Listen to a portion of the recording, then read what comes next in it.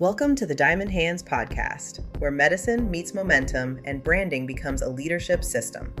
I'm Tracey co-founder of Diamond Hands Media. I build aesthetic brands that lead, with a background in employee benefits and business finance, so brand becomes authority and asset value. This is mindset, money, and marketing for founders building brands that run without them. Because brand isn't a logo, it's how you lead. Hey everyone, welcome back to another episode of the Diamond Hands podcast. Today, you guys are in for a treat. We have Kirstie Jackson. She is the Director of Education at AMSPA, American Medical Med Spa Association. And she brings, 15 to 20 years of experience actually working in aesthetics. Was that right? It's actually more than 20 now. Oh my goodness, you look like a baby. Like, aesthetics did you get? Like, are you serious? I actually only started injectables when I was 37. So Wait, you're not there? Wait, okay, guys, those of you watching on video, okay, I was gonna move on. You look amazing. That's very kind. Thank you. So 20 years of experience. Yeah. And, so today, guys, this is a great time. Send in your questions or whatever, because maybe we can get some things for her for our private community after. But, I do want to talk to you, Kristie, just a little bit about your background and how'd you even end up in the medical aesthetics space? You've been doing that almost 20 years, over 20 years now. Tell me, how did you get started? What's your story? So, like many of us who started in aesthetics, it was a front desk position at a plastic surgeon's office. And I did it as a way to pay my way through college. So I was in college for journalism. My plan was to be a fashion journalist because I was working in fashion. That's what I did before aesthetics. And I got my qualification and I actually got offered a job writing editorial for Net-a-Porter, the famous website, if anyone knows. And at that point, it was crunch time because I was really enjoying working in this space that was, really taking care of people, nurturing wellness of a predominantly healthy patient population, and helping people feel like their best selves. And, there's a lot of science and knowledge and learning in the field. And it was crunch time. I was like, do I want to take this job, what was supposed to be the dream job? And I was like, no, I think I wanna see where this takes me, and I stayed with that plastic surgery practice for a while, and then met my husband, moved to the States, whole other story, and then decided I wanted to. Story too. And I do. And then I decided that when I got to the States, I wanted to do aesthetics, but a different version of it. So I intentionally joined a dermatology practice to add extra specialty knowledge to my skill set. And then I ended up in my last practice, which was multi-specialty plastics, dermatology, aesthetics. So I've spent my entire career as a manager, leader, operator in aesthetic space. And those that know me often hear me say, I know enough to be dangerous.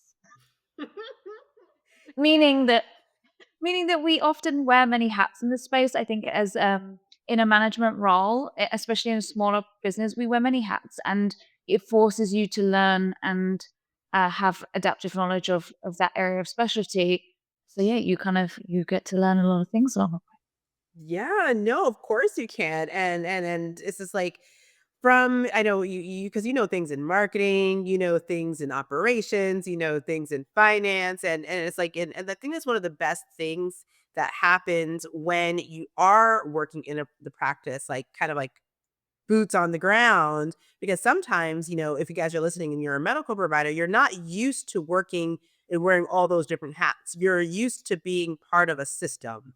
Say you're coming from the hospital, you're used to being, okay, I am this triage nurse. I do this, or I do this when there's surgery, or I do this in the process, but you're not doing all the things. I think that's so great that you have that expertise.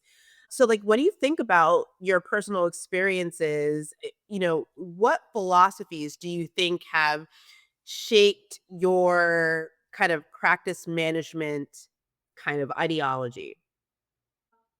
A few things. I think first and foremost, it's the idea of community because when you when you land a job in a medical office, there's no playbook. Yes, there are organizations like AMSPA and other companies out there that will help support you, but it can be very isolating. There's no one there. Maybe the provider, or you are the provider, and it's either not in your skill set or there's no one there to train you. So I think my first um, something I always consider as a leader in the space or in trying to work with others collaboratively or grow and mentor other people is that, we always have to remember that we're a community first and foremost.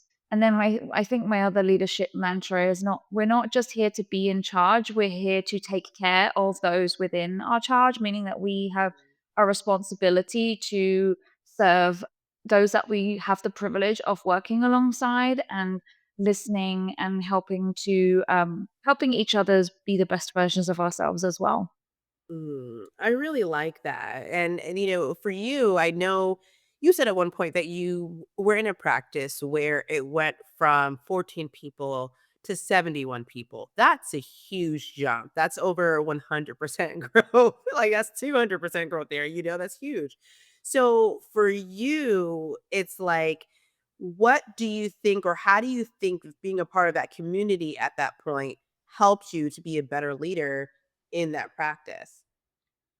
Oh, it's someone actually asked me this the other day, and it's very interesting because I think there's probably a lot of lab manager mindset or leadership mindset people that can identify with this concept of perfection, and you do everything properly and you do it the right way, and you get the right outcomes, and you want to lay a really great foundation. And while the foundation is important, as practices grow, I have learned that I have to let go also a little bit and think, is it more important that the job gets done, or is it more important that the job gets done exactly perfectly, you know and you have to choose. And as a business grows, you also have to start, whereas initially you might have more that directly reports into you. As a business grows, you also have to put the right people in the right seats. You have to, whereas in a smaller practice, I might have been managing a group team. In a larger practice, now I have to focus on a management team and trust them to filter the information and the teaching down to the department level. And being mindful that also your leaders aren't there to be task annihilators, they're there to be grown and developed. And you need to have a plan for them too, because their career is going to span, they're going to maybe exceed your level of knowledge and understanding at some point, and that's a great thing. It's a really wonderful thing, and it kind of involves changing your mindset as to what that looks like a little bit as a business grows. Mhm.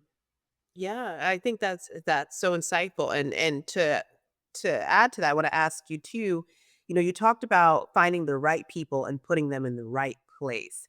That's a skill set in itself. So, how do you systemize putting the right people in the right place and not have a personality bias? Because I see this in practices as well. Say the owner is very extroverted, very intense, they're probably going to lean toward hiring people who are very extroverted and very intense. However, as we know with organization, that personality might be good for a visionary, but it may not be good for someone who's doing inventory and tracking little things and running numbers. Or how do you choose the right person for the right place and do that in an objective way? Yeah, it's an excellent question, and I'm honestly not sure that I can do this perfectly. Like, even now, after hiring probably hundreds of people at this point in my career, but there are some things that you have to never assume. You have to never assume that you know everything about someone before they walk in your practice. You need a good hiring process, which usually is a phone or a virtual screening, and then maybe an in person, and then maybe the final is that they meet their management team. And maybe you also want to do some competency testing too, like how do they compose an email? How attention to detail are they? You can do like a disc assessment or some kind of personality style assessment to see where they're naturally, maybe where their skill set falls. Again, I usually use that more to guide my level of line of questioning to them, not necessarily assume that they are exactly what the disc assessment may say they are, but it may show something where it's like, oh, it shows they're really social and chatty. So now I might ask them questions in the interview of, when you're really stimulated and engaged by social interactions, how do you ensure that you still get your task list completed for the day? You know, and let them actually think about what that looks like for them and give me some answers. And then we also used to do a form, which is called the How I Like to Be Coached and Managed form, which would Mhm. the individual would say what their strengths were, if you had the privilege of managing them, what they would bring to the table, what their triggers were, what they really appreciated in communication. And you just kind of take all of these things into account. And then the rest is personally, I think it's on you as the manager. You have to actually show up for them and meet with them regularly and listen to their feedback and take time to know who they are without, like, it's great to know what millennials and Generation Z, the traits that they bring to the office, but there's always people that break the mold. And Mhm. judging someone just by the generation that they come from, to me, is like saying, I'm going to put you, employee A, at my front desk because you're a Cancerian and you're super empathetic. It's like putting someone in a bucket. I don't Yeah. While it's sometimes it's helpful to know. I'm not saying to like ignore it, but I would just not I prefer to like really understand who someone is from the inside out, Mhm. um and then try to grow and develop them as for the individual that they are. Interesting. So with that, I know so you said you try to grow and develop them for the person that they are instead of making assumptions. And of course, you could only kind of find these things about people over time. And you can't take too Mhm. long, obviously, but you find out things from people over time. So you said regularly coaching them. Talk Mhm. to me a little bit about what that structure looks like regularly coaching a team member. Is it monthly? Is it quarterly? What things are you actually measuring? And maybe we can kind of take this in steps. First, we'll start with front desk. If you're coaching front desk, what are you measuring? What's important? How are you tracking success? So for front desk, I would probably be meeting with them at least monthly. Maybe you have kind of a weekly touch bases with a key person on the team, and that key person on the team, you could assign them to a manager, but they just have to be someone that you trust and rely on. And they can maybe, I would instruct them to have daily huddles as well. So you've Mhm, got they're taking the daily, weekly, and then I'm maybe getting more involved on the monthly basis. mhm, Other things that I think are really good is, I mean, we're talking about this at MSS actually, Medical Spasha, non-financial KPIs. So what do we mean by these key performance indicators that are not to do with the money? We talk about the money a lot. mhm, Well, what I suggest is for each department, you think about things that you want to track. So with your front desk, it might be, I want to track the number of no shows. I want to track the number of people that schedule a future appointment. And I'm going to assign the task of collecting that data to either I'll do it myself or someone in the team.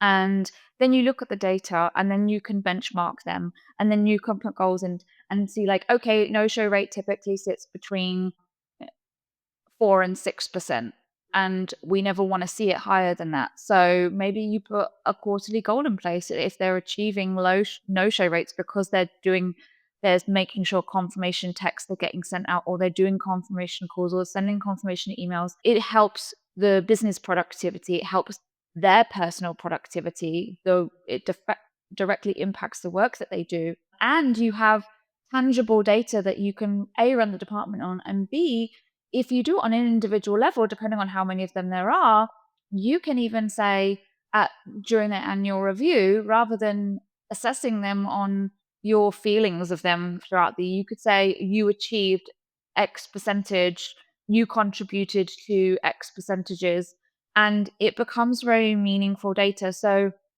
those are the kind of things that I would focus on: tracking meaningful data and doing it daily, weekly, monthly, quarterly. And then you eventually get to the point where you have years worth of data and you can make much more sensible decisions for that department. You can bonus them based on tangible things that they are able to achieve, and they have something constructive to work towards. So you can't do it alone. You need reliable people in the department. So daily huddles, weekly touch bases, and then monthly actual department meetings where it's going to be an hour usually. There's going to be an agenda.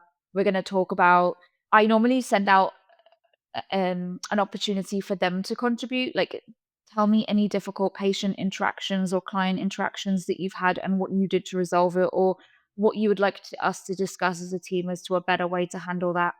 So we really talk about things that they want to talk about, that are meaningful to them, that are meaningful to the functioning of the department, and just gives us a chance to like touch base on business goals and individual goals.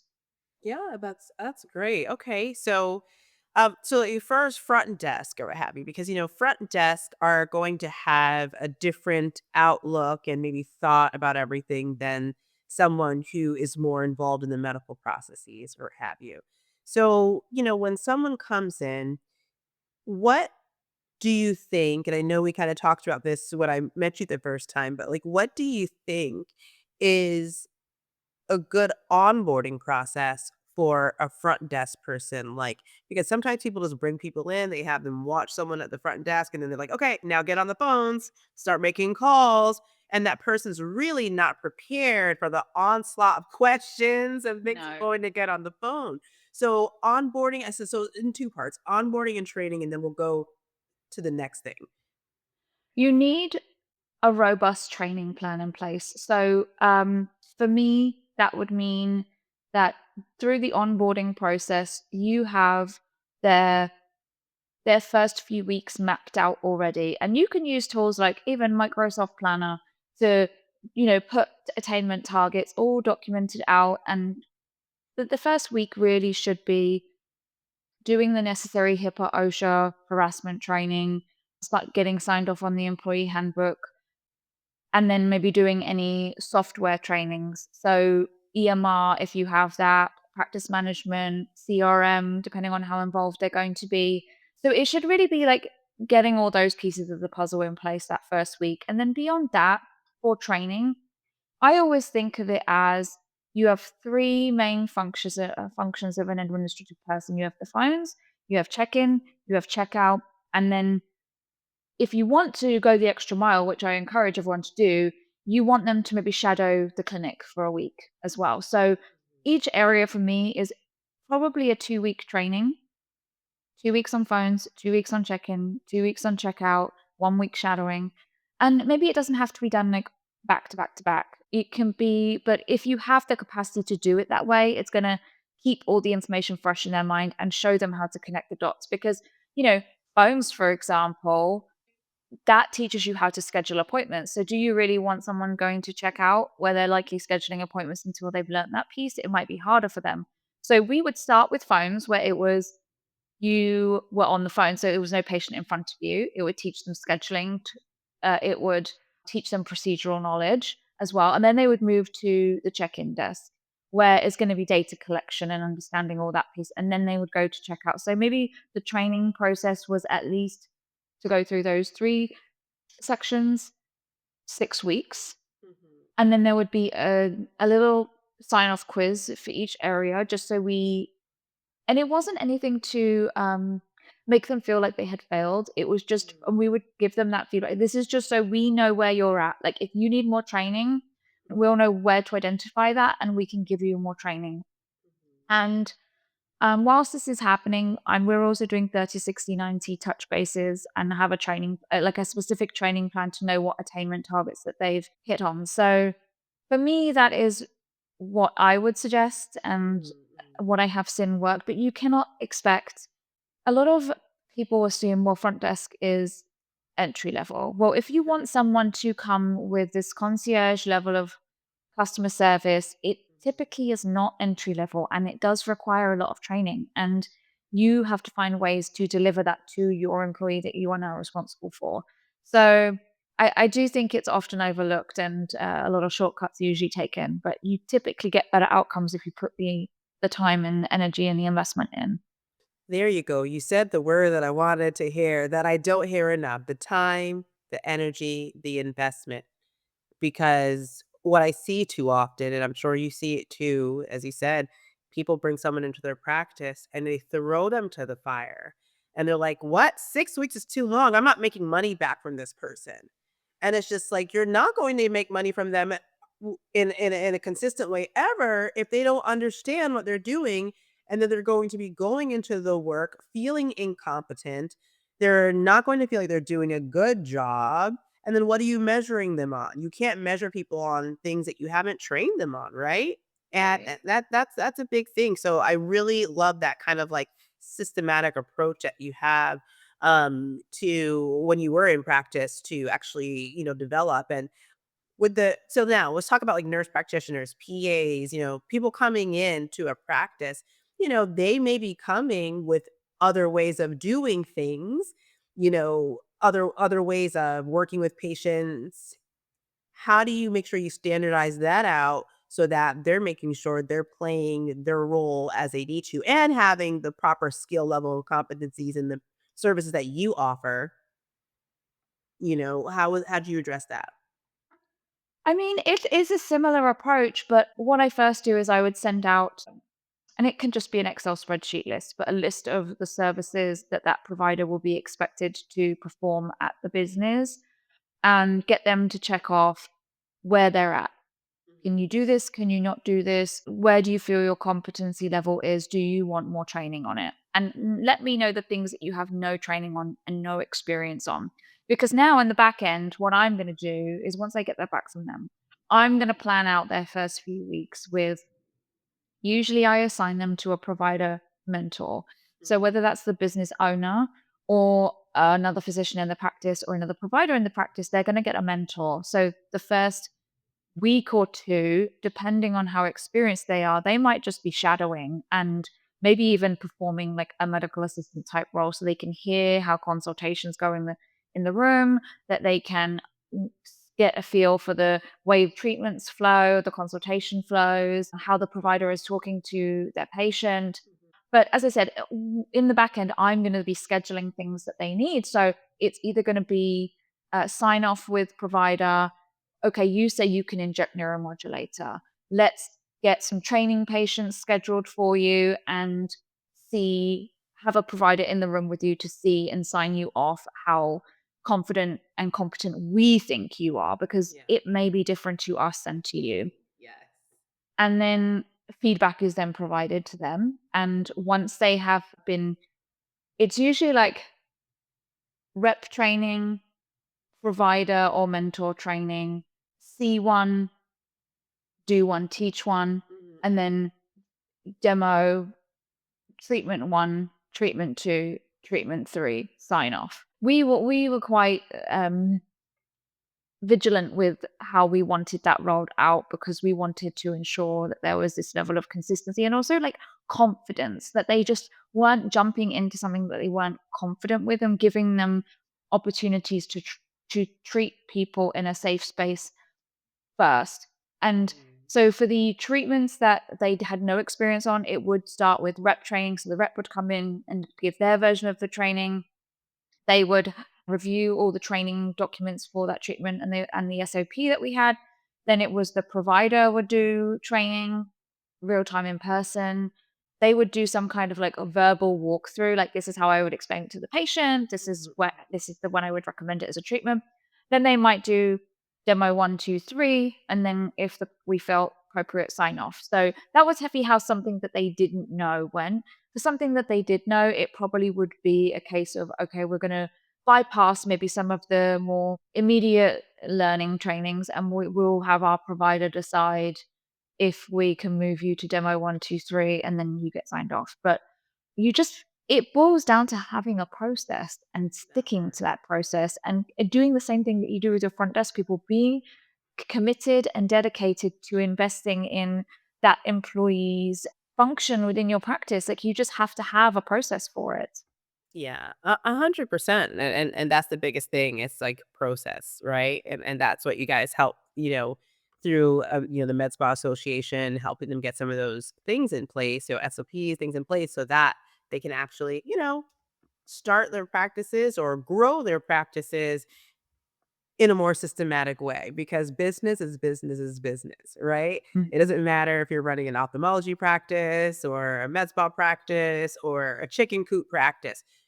There's systems, right? There are many of them. And Many. yeah, and honestly, I think people get stuck in the hump of they identify the problem and they're like, "Oh, this is bad. This probably shouldn't happen again." Well, I'm in the middle of clinic right now. Let me just put a band-aid on this for now and we'll come back to it. And you band-aid the problem and you move on, and lo and behold, the problem never gets fixed.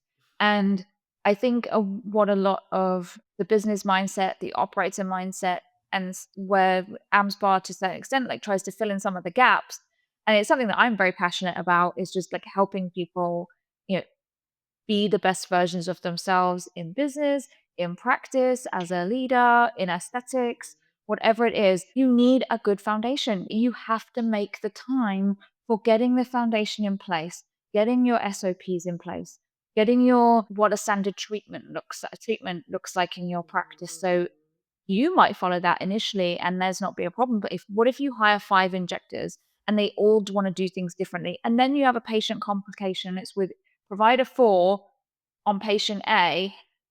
Are they following the treatment protocol that you have? Because if they're not, that's going to be a really challenging problem to fix. And it's just very much harder when there's everything for a reason, and so that foundation is just incredibly important. It should be your North Star. It should be what keeps everyone on the same page.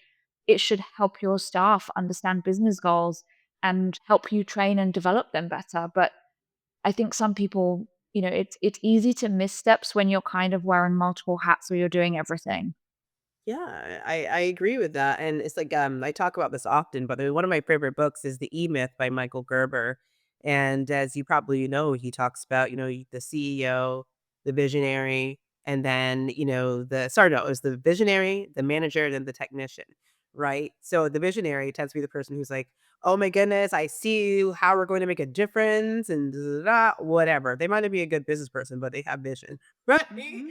And then the manager is the person who's like, "Okay, I'm checking these boxes, making sure this stuff gets done." And the technician is like, "Okay, we're actually the ones injecting the people. We're doing that stuff. That's the function." And so it's just like as you said, leaders, practice owners, you can't just abdicate your responsibility either. Because at the end of the day, if you're a doctor or if you're a nurse or a PA, it's your name, and depending on which state you're in, as you know, it's your name on the door, right? Yeah. So, how do you suggest that, the ones who are owning the business kind of make time for these things when they're just trying to run ragged and hit their first 7 figures? How do you suggest that they make time for these foundational elements?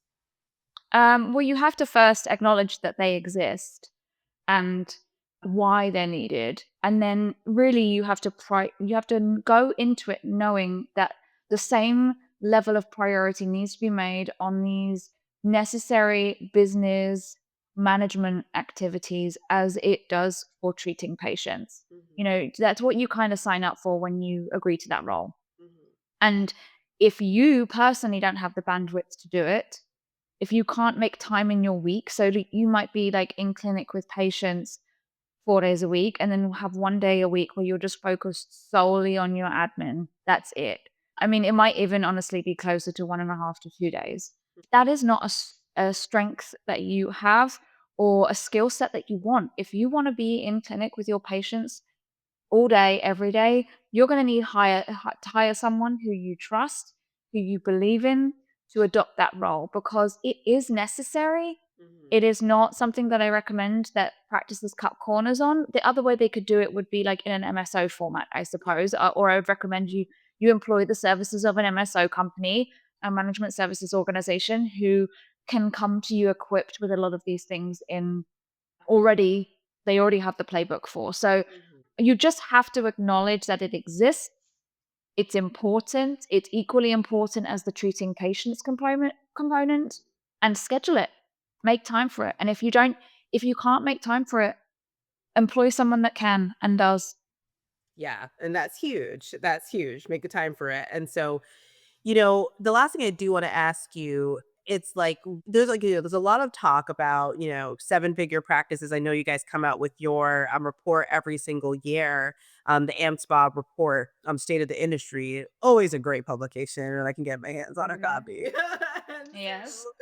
you know, but behind closed doors, what's actually driving profitability for the top 1% of practices? What would you pinpoint that as?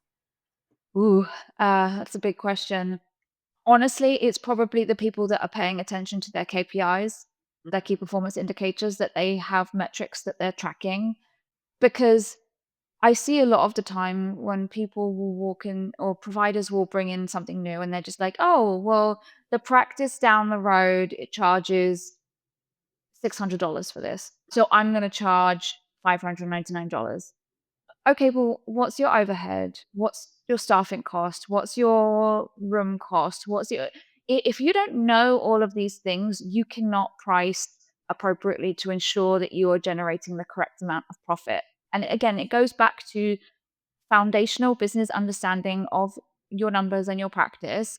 But the people that are, and I would say the $1 million practices, you could compare $1 million practice to a $600,000 practice, and the $600,000 a year practice might be making more profit. Just because the number is bigger, it doesn't mean to say that the overheads aren't also bigger or scaled up to run that operation. Yeah. So, yes, it's great to have goals, but I think it's more important to have a very deep understanding of where you're at currently and be tracking your numbers, pricing your treatments appropriately so you know that you are making profit that makes sense for you and your business, because that is going to be more meaningful than hitting a certain number. Mhm. Now, if you know all of that and you're putting the goal in place of I want to be $1 million practice, that's different. I think then you have a greater understanding of how to get there. You're like, okay, well, maybe I'm doing 31 area treatments of Botox a week or X number of units of Botox a week. So maybe I'll start recommending that we treat mentalis and DAOs, or we'll start recommending neck treatments for our patients to improve our revenue goals. Or maybe we start selling a skincare product and recommend elastin nectar for everyone that has a laser resurfacing procedure. If you don't know where you're at, you can't create meaningful goals. And just deciding that you want to be a financial number on a page probably isn't going to do your profit margins any good unless you're doing all these other things as well. Exactly. Wow, that's such a great answer. And then, your role at an AMSPA, what resources can we basically kind of shift everyone to if they want to, get more information about AMSPA, if they're not a member yet. I know you guys have the meeting coming up next week, but by the time you post this, it probably would have passed. But just tell us a little more about, as a director of education, how they can, get more information, learn more, take part in yearly education. I think, the first step is obviously joining. Join us, because we are a great community of people and we do believe in kind of lifting each other up. And there are excellent tools, like the membership team do a great job of, there's state chapters that you can join and participate in, which is everything happening within your state. But you obviously have to be a member to join. And we have some great initiatives that we're planning to roll out in the future as well, to keep growing on what we already have. But being a member means that you likely have access to a lot of legal information, a lot of compliance information, a lot of consent forms, a lot of OSHA, HIPAA, procedural documentation, clinical trainings. There's so much you can do under the umbrella of the platform that is both kind of like community building in person and also virtual learning and education. And we really plan on building on that. And anyone that wants to reach out to me and tell me exactly what educational needs that they have, this year is going to be, I've done a lot of reconnaissance work, if you will, and practice what I preached and done data collection on everything MSPA has to try and find areas of opportunity that we as a company can also grow and develop and provide exciting new things for our membership. And you can get access to those as a non-member too, but the price point is typically higher. So the cost savings themselves are join us, access the information that we have, join your community, and continue to provide all that feedback because we're here to help. Awesome. I love that. Kirstie, well, thank you so much for your time. I'm sure everyone who's listening has gotten so much value out of all your pearls, 20 years of experience. Please get out of here. But yeah, guys, until next time, thanks for tuning in. Want more clarity like this? Join the Branded Practice newsletter community. I write about strategy, systems, and brand leadership straight to your inbox. Go to diamondhandsmedia.com to sign up. And if this episode hit, share it with someone still building without a brand. This is the Diamond Hands Podcast. Thanks for listening. Now go lead.